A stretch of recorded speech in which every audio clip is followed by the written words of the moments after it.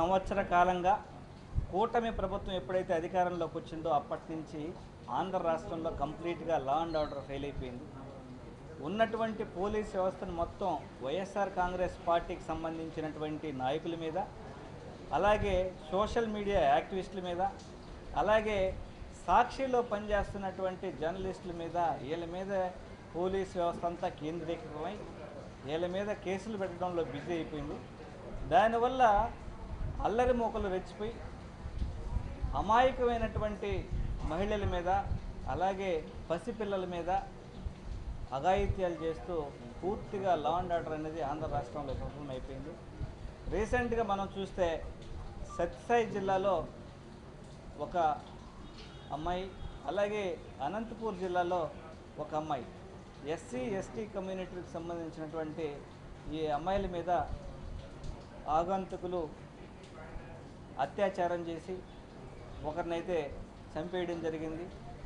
ఒక పాప మీద అయితే అత్యంత పాశవికంగా 15 మంది టీడీపీకి సంబంధించినటువంటి నాయకులు అత్యాచారం చేసి ఆ అమ్మాయి జీవితాన్ని నాశనం చేయడం జరిగింది.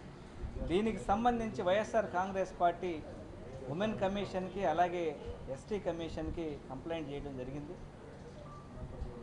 ఖచ్చితంగా ఎస్టీ కమిషన్ చైర్మన్ గారు అయితే ఖచ్చితంగా దీని మీద కఠినమైనటువంటి చర్యలు తీసుకోవాలని సంబంధిత అధికారులు కోరతామని ఈరోజు స్పష్టం చేయడం జరిగింది. అలాగే ఇంతకుముందు ఎన్హెచ్ఆర్సీకి కంప్లైంట్ చేసినటువంటి కంప్లైంట్ ఏదైతే హరికృష్ణని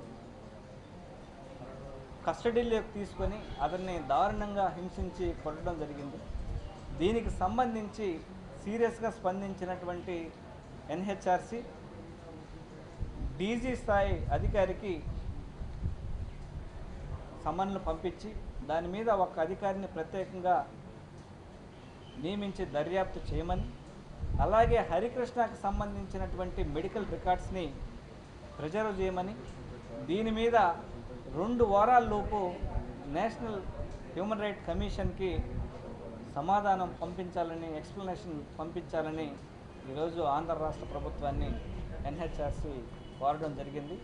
ఖచ్చితంగా వైఎస్ఆర్ కాంగ్రెస్ పార్టీ ఎక్కడ ఈ ఇన్సిడెంట్ జరిగినా కూడా దీని మీద ఖచ్చితంగా కూడా గౌరవ మాజీ ముఖ్యమంత్రి వర్యులు వైఎస్ జగన్మోహన్ రెడ్డి గారి యొక్క ఆదేశాల మేరకు ప్రతి ఒక్క ఇన్సిడెంట్ మీద వైఎస్ఆర్ కాంగ్రెస్ పార్టీ గళం ఇప్పుతూనే ఉంటుంది.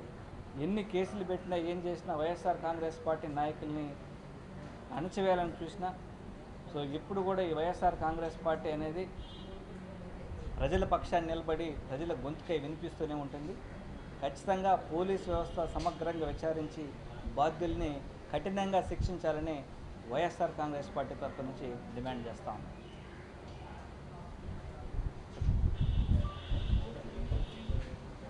ముందుగా ఇక్కడికి విచ్చేసిన మీడియా మిత్రులకు నా నమస్కారాలు.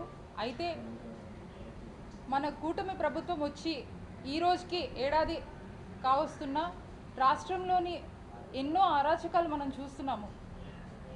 అయితే ఇంతవరకు వైఎస్ఆర్ కాంగ్రెస్ పార్టీ గురించి పనిచేసిన కార్యకర్తలకి, నేతలకు, ఇట్లాంటి వాళ్ళకే టార్గెట్ చేసుకొని ఎంతో చిత్రహింసలు చేస్తున్నారు. కానీ అవన్నీ భరించుకుంటూ ఈరోజు వైఎస్ఆర్ కాంగ్రెస్ పార్టీ ఉంది. అయితే ఈ క్రమంలోనే ఇటీవల జరిగిన అనంతపూర్ జిల్లాలో కానివ్వండి, లేకపోతే సత్యసాయి జిల్లాలో కానివ్వండి, చిన్న పిల్లలు అంటే 9 ఇయర్స్ పాప మీద, 19 సంవత్సరాల అమ్మాయి మీద జరిగిన ఇట్లాంటి ఘటనలు నిజంగా చాలా బాధాకరం కలిగిస్తుంది.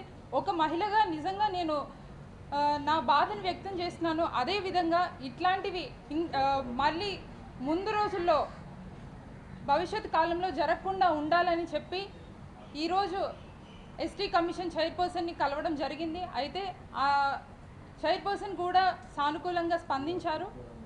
కాబట్టి రానున్న రోజుల్లో వైఎస్ఆర్ కాంగ్రెస్ పార్టీ తప్పకుండా కార్యకర్తలకే కాకుండా ఎవరైతే సపోర్టర్స్ ఉన్నారో ఆంధ్రప్రదేశ్ ప్రజలందరి పక్షాన నిల్చుంటుందని, వాళ్ళ గలమై ఖచ్చితంగా వాళ్ళ పక్షాన నిలబడి వాళ్ళకి అండగా ఉంటుందని ఈ మీడియా ముఖంగా తెలియజేస్తున్నాను. అయితే గత ప్రభుత్వం ఉన్నప్పుడు గత 5 సంవత్సరాల్లో కూడా అవేర్నెస్ ఆన్ వీల్స్ అనే ప్రోగ్రామ్ని పెట్టి ఆయా మార్కెట్లో కానివ్వండి, స్కూల్స్లో కానివ్వండి, వివిధ రూరల్ ఏరియాస్లో కూడా అవేర్నెస్ని కల్పించే ప్రయత్నం చేసింది. అదేవిధంగా దిశ యాప్ని కానీ, దిశ పోలీస్ స్టేషన్లు కానీ మనకు ఉండేవి. కాబట్టి ఆర్థికంగా, మెంటల్గా మహిళలకు సపోర్ట్ చేస్తూ వైఎస్ఆర్ కాంగ్రెస్ పార్టీ ఉంది.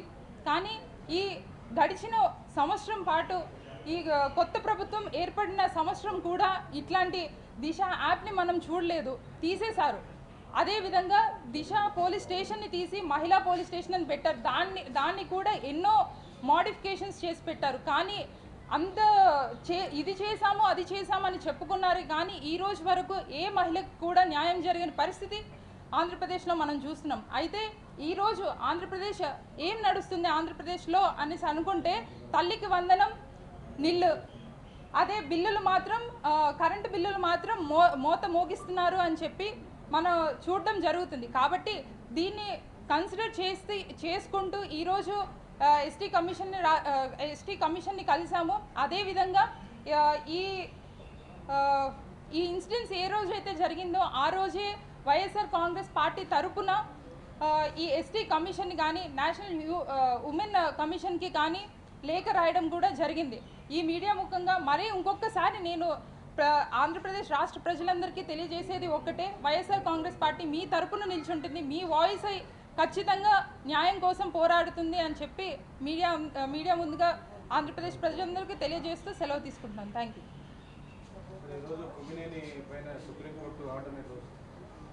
క్లియర్ కట్గా ఈరోజు సుప్రీంకోర్టు ఆంధ్ర రాష్ట్ర ప్రభుత్వానికి చివాట్లు పెట్టడం జరిగింది. వాళ్ళు పెడుతున్నటువంటి అక్రమ కేసుల్ని ఖచ్చితంగా ఈరోజు సుప్రీంకోర్టులో ఎండగట్టడం జరిగింది.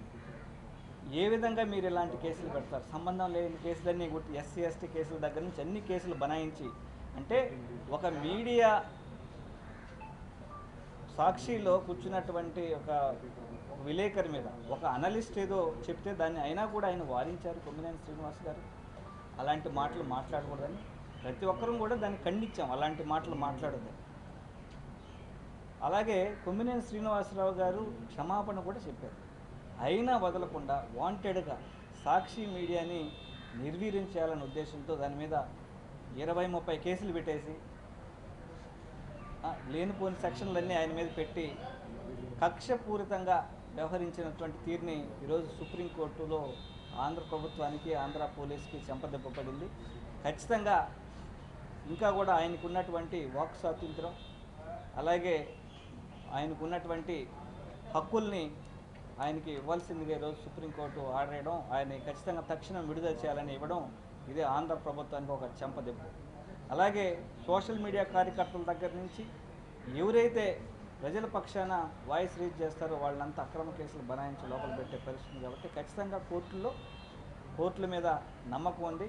వైఎస్ఆర్ కాంగ్రెస్ పార్టీ చట్టపరంగానే ముందుకెళ్తూ న్యాయ పోరాటం చేస్తాం.